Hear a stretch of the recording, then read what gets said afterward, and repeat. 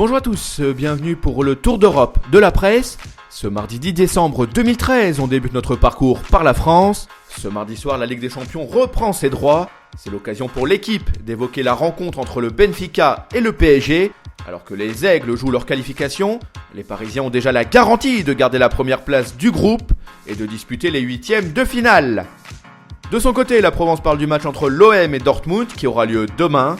Les Phocéens sont déjà éliminés et donc ce duel européen s'apparente simplement à un bon moyen afin de sauver l'honneur. Rappelons que pour leur part, les Borussiens doivent gagner pour se qualifier.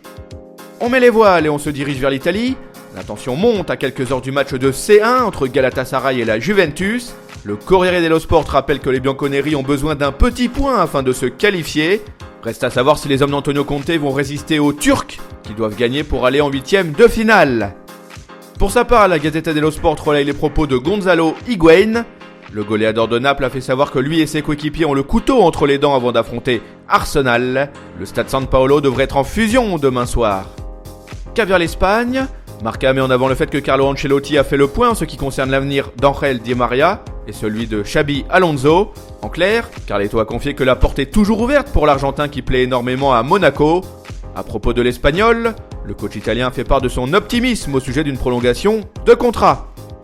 Dixit la une du journal Sport, le FC Barcelone lorgnerait deux joueurs de Dortmund, autrement dit Ilkay Gundogan et Marco Reus.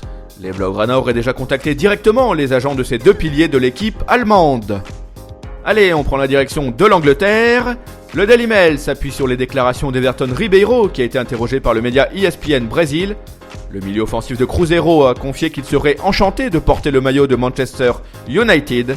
Rappelons que ce footballeur auriverde a été élu meilleur joueur du championnat brésilien après avoir remporté le titre avec son club.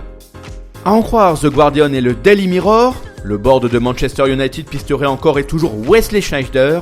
Le milieu néerlandais de Galatasaray pourrait débarquer à Old Trafford en janvier. Voilà, c'est tout pour aujourd'hui. On se retrouve très vite pour un nouveau Tour d'Europe de la presse.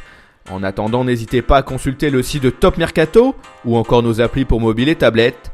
Nos chaînes YouTube et Dailymotion sont aussi à votre disposition. Ciao!